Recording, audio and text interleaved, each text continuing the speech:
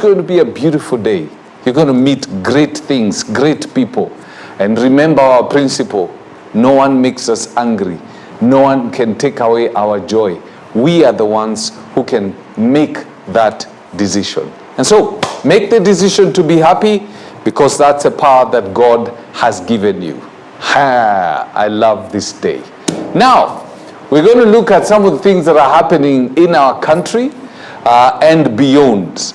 And we start off at the National Assembly and the Senate, which failed to agree on how to resolve the standoff on the shareable revenue to counties after the Senate rejected the National Assembly's slashing of the county monies to 380 billion. Budget Committee Chair Ndindi Nyoro pleaded with the Senate, saying counties are already in dire need of money, with employees going without salaries for long. The Senate is demanding 410 billion disbursement to counties, saying they will not budge. Honorable Chair, also let me disclose that as a senator, I feel at a great disadvantage sitting with members of the National Assembly who, I believe, have more information than I do when it comes to the budget making process. And especially the chair of budget being here, I have heard you throwing around numbers and figures. I don't know where you're getting those things from. I'm sure you'll tell me, because you've done this thing all your life, you know those figures at the fingertips. But here in the Senate, we insist on documents. In that regard, therefore, we are talking to ourselves here to make a decision, but we are also talking to other stakeholders to understand the issue. And the stakeholders here is not just governors. The stakeholders is also people who have not been paid for months, for example, in our county governments. Stakeholders are Kenyans. And therefore, if you allow me, Honorable DK, because we are taking minutes, we are unanswered, let's not be conclusive on any matter. What I mean is that the point Honorable Dr. Odo would have is talking both to this mediation committee, but also talking to other stakeholders. And therefore, in that regard, I would request we open the debate and say as it is, as I keep saying, so that after all is said and done, we have a solution. And a solution, I am convinced, because I've attended other mediations, is not here. The solution is after here. And therefore, let us act at the back of our mind when you are acting and speaking. Speak having the House in mind.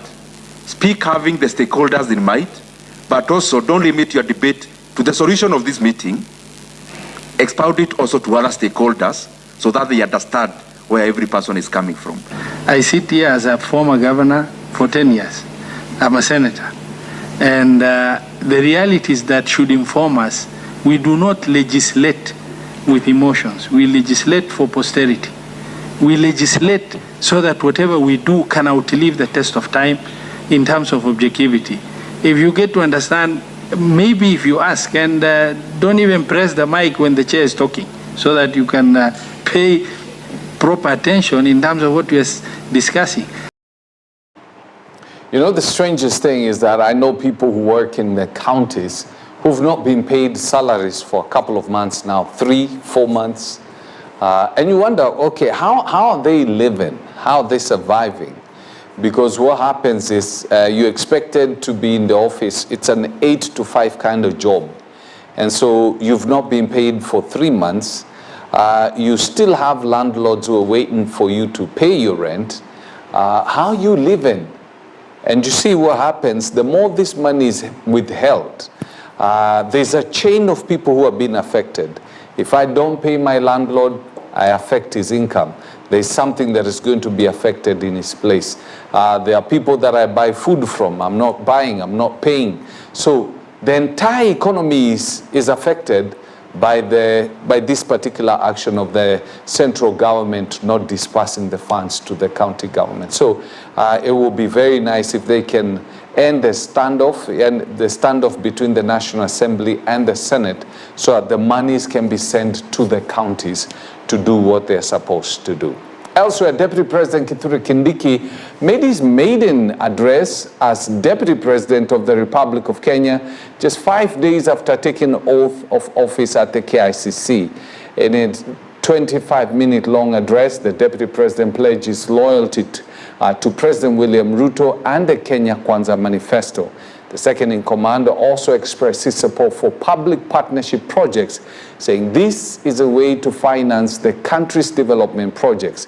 Kindiki came into office after the courts upheld the impeachment of former Deputy President Rigathi Gachagua. As I assume the functions of the esteemed office of the Deputy President of Kenya, I pledge to support and assist President Ruto to canvass, defend, and accelerate national unity, but also to canvass, defend, and accelerate the implementation of the bottom-up economic transformation agenda on which his administration was elected 2 years ago.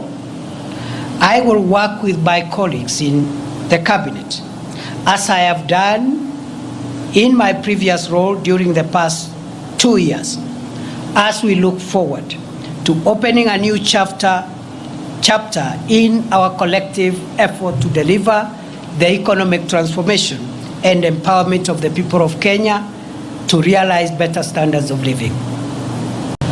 I have had occasion in the past few days to ponder on how the orderly transfer of authority as called for in our Constitution takes place seamlessly in our country. I realize that my ascent to the office of Deputy President has taken place on the back of a hotly contested constitutional process. For weeks, the country was glued to parliamentary and judicial events whose completion is a testament, or was a testament, to our country's democratic credentials and the integrity of our constitutional institutions. You know, before basically making that speech, the Deputy President, Kithure Kindiki, handed over the office officially as he basically left the office to become the Deputy President. This is how it went down at Harambee House. Demonstrated how for 2 years, every day of my life, I have struggled to secure the country from crime and from people who would have caused us harm. And I have told my journey, the places I've been and what has took me there, the work I did in immigration and other places. At the end of my statement, I have said, as I exit that office, I'm exiting at a time when there are reports of cases of mysterious disappearances, abductions, and femicide. And I have handed over the responsibility of cracking down on those emerging reports of crime. And I wish him well, and I know he will succeed. The same way in the past I've been able to handle those other national security challenges. Remember, these are challenges that we've witnessed in the last few months, and already we had gotten ourselves on a place where we had come up with a strategy of cracking down on this criminal behavior, the same way we succeeded, even with the Nairobi urban crime, which was quite a spiral at the time we took over, and which today is manageable. And therefore, these are developments over the last few weeks, maybe a couple of months.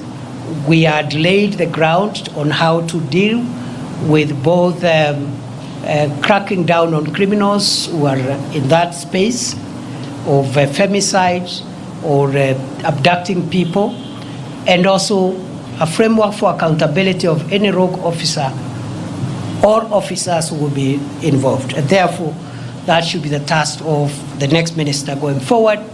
I have no doubt I have done my best every day of my life, and there is no day I have slept without asking myself what I have done to make our country safer.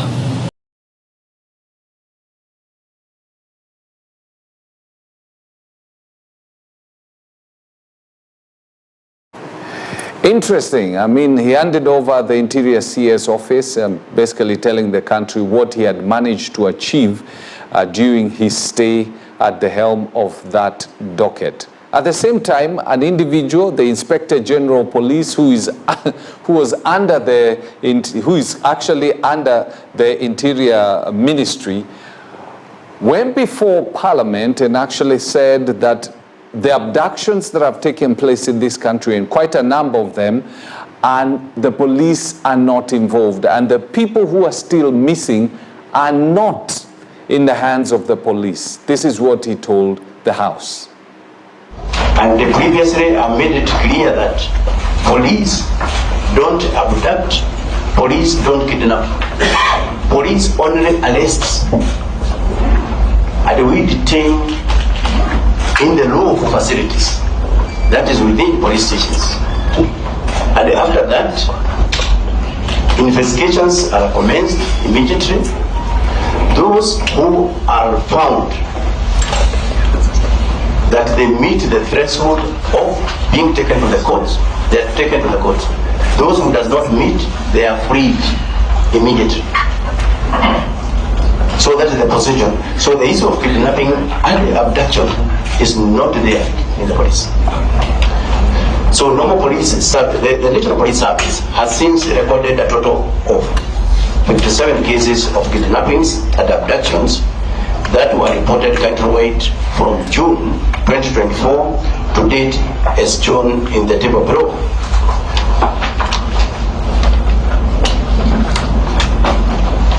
Number one, we have got all the 57 cases are detailed there.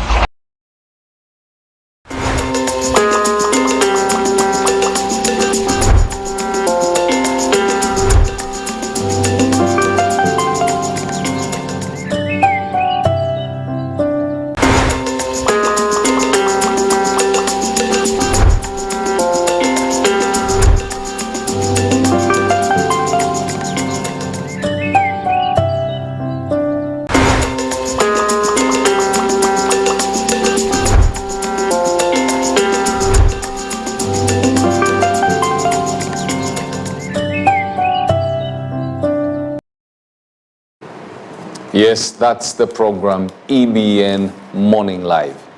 Now, President William Ruto and African Union chairperson candidate Raila Odinga attended a breakfast meeting early yesterday in Addis Ababa, meeting with African heads of missions accredited to Addis Ababa, Ethiopia.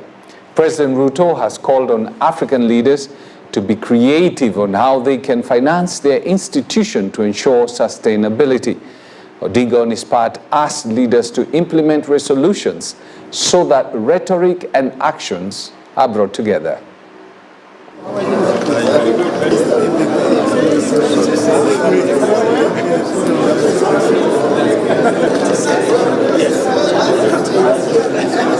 And all the times there are two things that are all the times at play. Sovereignty and unity. In my view, those two things should not be competing. They are complementary. And if we find a way of dealing with that issue, AU will be able to work for the people of the continent. 1.4 billion. In the next 20 more years, 1/3 of the population is going to be living on this continent. And Africa is the richest continent on the planet Earth in terms of resources. The paradox is the richest is also the poorest in terms of living conditions of its people. We can leverage on the UN and the assessed contributions in the UN to fund AU peace operations and the AU Peace Fund. It expands our horizon of sustainability. You know, it's amazing that what the AUC candidate Raila Odinga says is very true, that Africa is the richest continent in the world, but at the same time, it's the poorest in terms of living conditions for its people. It's the richest in terms of resources, but the poorest in terms of living conditions. It's a paradox that, you know, you really can't understand, but it all comes down to leadership. How do the leaders in this great, richest continent utilize resources for their people? Well, KCSE is still on, and while thousands of candidates take the exam, a student called Terry Charity, a student at King David Junior and Secondary School in Juja, faces a very unique challenge with a serious heart condition. She takes her exam with the help of an oxygen cylinder and tubes, a lifeline she has relied on since the national exam began last week. Terry's parents, Lucy Mombi and Paul Njiro, start each day early, meticulously preparing their daughter for her exams. Terry is unable to walk and must rely on a hired taxi to get her to school from their rented home in Sewage Estate near Jomo Kenyatta University of Agriculture and Technology. Terry's father recalls the health complications at birth that left her unable to walk, prompting her enrollment in a special school, which she finished her 8th grade. Her academic performance was outstanding, qualifying her for a prestigious high school. Mwaka wa 2024. Utasikiwa hapa na mtu.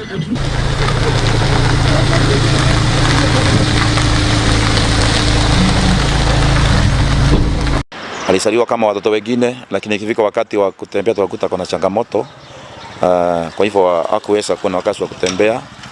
Lakini hivyo vika wakati wa kupeleka shule tukampeleka shule. Amekuwa na changamoto ya mwili hapa na pale. Tunampeleka anatoka, lakini sasa ameenda wakati amefika kidato cha form 3 aingie form 4 ndio alipatwa na shida na tukampeleka hospitali. We would appeal to Kenyans to really support this child because she's a lover of education and progress, and that is one thing that catched our eyes, and that is why we are here to support her. Apparently, if that for that cylinder we refilled with 5,500, and it happens every 3 weeks. And then zile mashini mliona ziko huko kwa nyumba zina consume a lot of power to a point where the parents are paying, I think, roughly 8 to 10,000 to KPLC. There's also medication, 8,000 per month. Every month they are supposed to take her for clinic. She cannot use the public means or a taxi. They have to use an ambulance because of the oxygen. The ambulance charges them 6,000. So that's 6,000 per month. There is also food, you know. Mama yake anauza kibanda, anauza skuma and all that. And because of currently venye sasa Terry anahitaji, because in the morning they have to go with her, they make her settle, ni wao wanajua zile mashini, hizo mashini venye ziko zina connectiwa, and in the evening wanakuja wana disconnect mashini themselves and then go with her. Well, talk about resilience. The young student is very resilient. She performed very well in her exams and she's doing very well. I believe she will succeed. You can imagine the challenges that, you know, the entire family has to face as a result of that, medical emergency. What we pray is that the chief and the Shah, the entire system is just going to work fine, so that even people with special needs, people who find themselves in difficult conditions because health conditions, can be able to access, affordable health care. And they can be able to live almost normal, if not normal.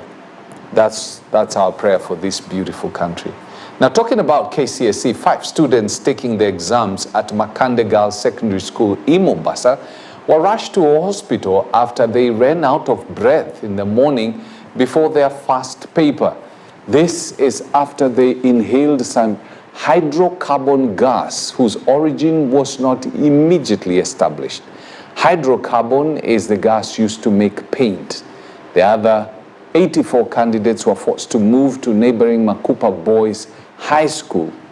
Ibrahim Basafa, the Mombasa County Chief Fire Officer, said they received a distress call from the urban police boss Maxwell Agoro about an obnoxious gas leak at Makande Girls Secondary School at around 7:15 a.m. The girls are, however, said to be out of danger at the moment. Sasa, there is a small boy, Aaron. They are now in stable condition, although we had one who was on critical condition when we were moving her from the scene. And it was around 7:15 when we received a distress call from the OCPD Maxwell Agoro. We activated the ambulances, we activated a team of fire and rescue, then the hazmat team. So you can see the multi-agency here because we have also EPRA around. We have public health and health officials around. And we were all here to make sure, number one is to make sure what type of gas is on the air and how we are going to handle it. But with the machine, it has detected that the amount of gas as we speak now, it has gone low and is no longer poisonous or dangerous to anyone. For now, what we'll do, we are going to condone the area. But the area that we suspect that there is that gas, because we have a team of investigators here, because like behind me is Odo is in charge of high risk. We will, in charge of police and DCI. So we will condone the area, investigate, and once we get to know who is the culprit, so definitely we'll take action, because the authorities here, EPRA, ourselves, police, DCI, and health, and definitely we'll take action and take who is responsible.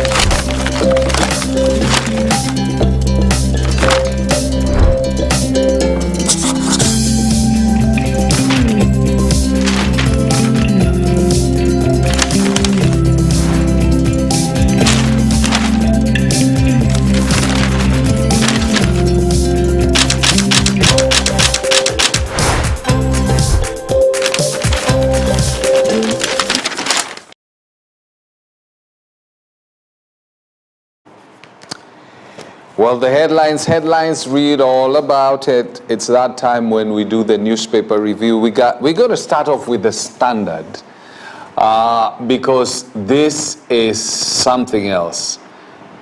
History, as Safaricom makes 37 billion shillings as profit. 37 billion shillings as profits. And they are saying Ethiopia subscribers are increasing. M-Pesa is definitely the big kahuna in Kenya, makes Safaricom, huge revenues. It made, the net profit was 21.7 to 36.7 billion. This is net profit, after you've removed all the expenses, everything, tax and all that. 36.7 billion shillings as profit. Shene. Then group service revenue went up by 12.9% to 179.92 billion. Revenue is up by 16.6% to 77.2 billion. It's like you're reading the budget of a country, buana. Eish. The page 2, abduction still holding, abductors still holding 29 Kenyans. Police not involved, says IG Kanja. I hope they don't turn up someplace, they were dropped by vehicles and stuff. Anyway, we are praying for them to come back unharmed. Then report says Gen Z's paid heavy price in the hands of police. And then Kalonzo team deal with Gachagua in the offing. By the way, his case was pushed to next year. His case comes on next year, January. He's already made deals with Kalonzo Musyoka. So maybe in 2027, we might see a Kalonzo, Kalonzo, Rigathi Gachagua tag team, Kalonzo being probably the going for the presidency and Rigathi Gachagua going for deputy. You never know. People like Eugene Wamalwa is standing there, but I doubt Eugene Wamalwa can have any impact in as far as Western Kenya is concerned, because our politics are normally tribal. So which tribal kingpin do you have in your camp? That's almost what it comes down to. But the beauty is that there's a constituency that most of them are not thinking about or are playing down, and that's the Gen Z. That constituency is really, really going to be vital and critical in the 2027 election. Now, in the back page of the Star, you have fresh impetus. CS Murkomen promises to streamline federations through credible election. Formula One drivers want FIA to treat them like adults. Nawana. That's what these guys are saying. What a kutu treat nawana. Nation, loans, MPs give Ruto blank check. They've given him a blank check. I mean, write whatever you want to write there. The government is seeking a free hand to continue borrowing beyond the legal debt ceiling of 55% of the gross domestic product as part of new proposal sponsored by National Assembly Majority Leader Kimani Ichung'wah. The National Treasury has proposed extension of coming into force of the debt threshold as a percentage of GDP to beyond 2028. And then MPs allege evidence tampering in the 16.5 billion edible oil scam probe. So legislators want to know the status of investigations into the controversial scandal, claiming high-level interference into the inquiry. The development follows admission by the Kenya National Trading Corporation that Kenya lost at least 6.5 billion. 6.5 billion was lost in that deal. It was not lost. It was not lost. There are individuals driving some high-end vehicles on the roads that taxpayers have paid for, and they have their monies banked in Dubai, that are walking around with that 6.5 billion. Wampotea nayo. And I trust you me, there's nothing that's going to come out of this. It runs so deep. That's all I can say. Number two, why employers must detail reasons for dismissing staff. The Employment and Labor Relations Court has ruled that where a letter of termination of employment is issued by an employer, the reasons for terminating the employee's contract must be stated. Then on the third page, Kamala Harris concedes election to Trump but vows to fight on. She was very emotional, and obviously you understand why, having lost an election, but she did well. She put up a good fight, but you know how it is, the number two, if you come number two in most cases in the world, you've lost. If you're seeking to marry somebody and you came number two, it means number one, aliponyoka nayo. So you lost. And then on the fourth page, inside the plan to hand Ruto blank check for more borrowing. And then Koome pushes back on Ruto attacks on the judiciary. And then the back page of the Nation, MPs allege tampering in the 16.5 billion shilling oil scam, and court dismisses cases against GMO ban lifts. The High Court has dismissed several petitions challenging the lifting of the ban on genetic modified organism food, saying the matter has been dealt with by the Environment and Lands Court. So, mutakula GMOs. You know, I keep on telling my friends, the way you know whether you've eaten something funny. Take, for instance, if you're like me, you like muturas and samosas. If you go to a joint and you end up eating muturas, and then as you walk, you just feel like you want to help people carry their burdens, their luggages. You've eaten donkey meat. And if you eat muturas, and every time you see a cat, you just want to run and take action on it, you've eaten dog meat. So that's how you tell. The Standard newspaper, abduction parcel, as police say, it wasn't us. The identity of people behind the recent spate of abduction, which has angered Kenyans and drawn condemnation, was thrown into a spin yesterday after top police boss led by IG Douglas Kanja denied before MPs that police officers had anything to do with it. The question is, so who's behind this brazen wave of injustice on Kenyans? And then there's a story of a sex pest who was held for filming children, a pedophile who filmed himself at a somena kasirisha. I won't read it. Page 2. It is what Kenyans in the US expect from Trump, second bite at the cherry. Ruto faces diplomatic revisions with Trump back at Oval Office. Sema kimeumana. Page 4, Kanja denies police, that's a story. And then on page 5, you have Kindiki addresses abductions as he exits office. Then the back page, Ateta vows Arsenal will recover from troubled spell. Well, let's see. Let's see. Well, with that, we bring the curtains down on the show. Remember, at 9, we're going to be having the Leadership Challenge show, where I'll have some guests who we are going to talk about some of these things, including the proposal to lift the loan limits. It's a very interesting conversation, and what we should expect from the Trump presidency as a country. Do have yourself a lovely morning. Let's see you at 9.